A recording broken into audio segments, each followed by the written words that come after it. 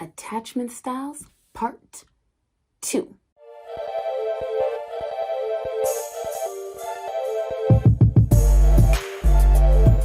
So before we get into the video, I really just want to say a big thank you to everyone that has subscribed, liked, commented, shared these videos. I'm really appreciative, and it does make a difference, and it also shows me that you're finding value and you're enjoying the content.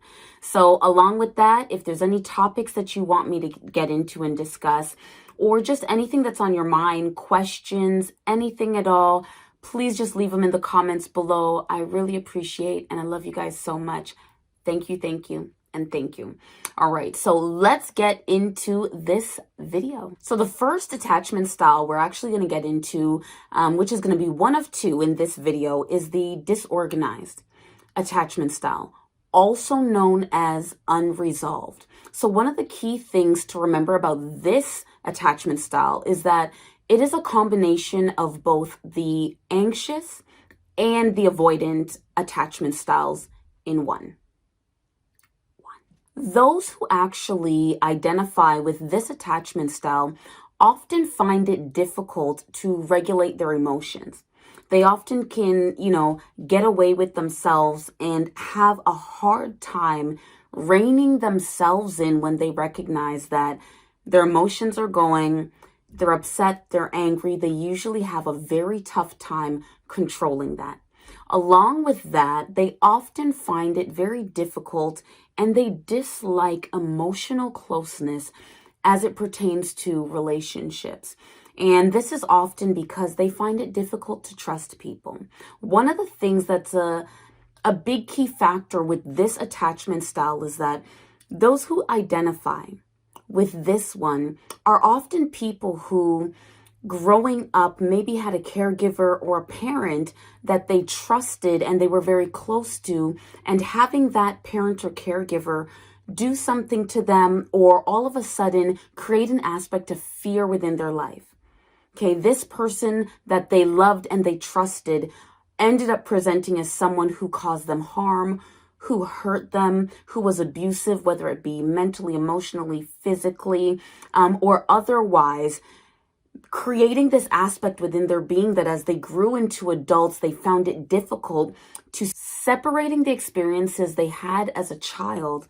It stays with them like residual trauma, and it carries into their relationships as it pertains to them in adulthood.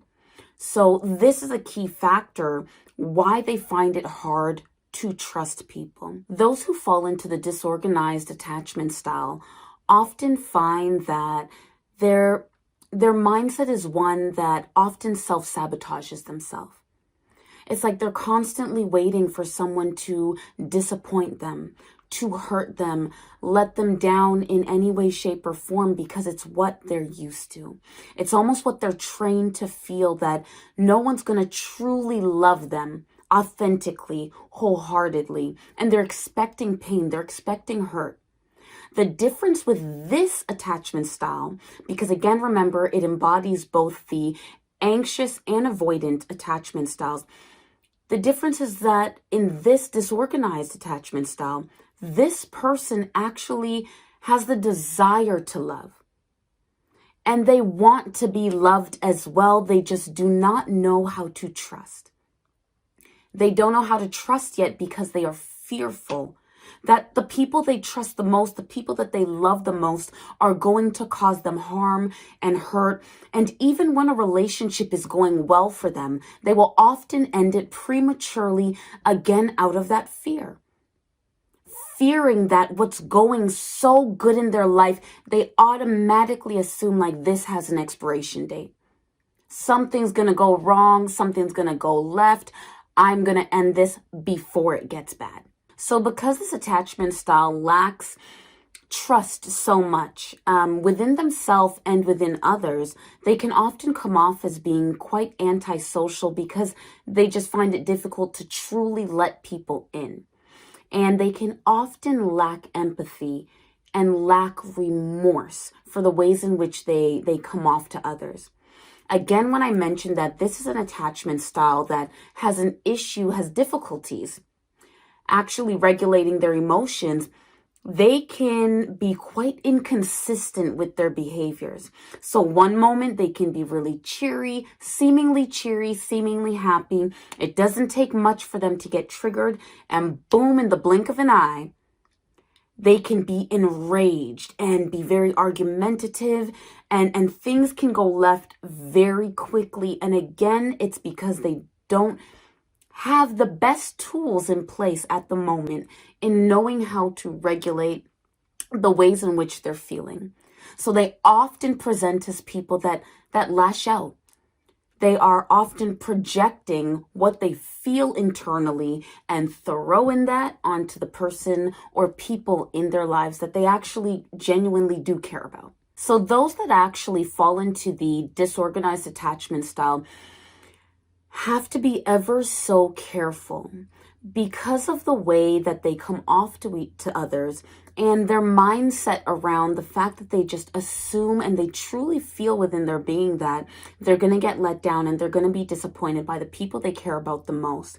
They almost manifest that into a reality because it comes to a point where the people that do care about them, family members, loved ones, actually don't know how to take them.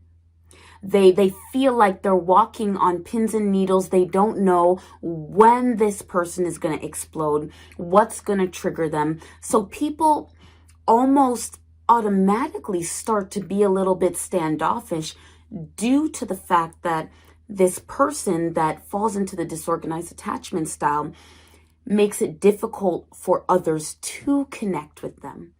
But because of how they come off, they don't realize that their behavior is what's actually making it difficult for others to connect.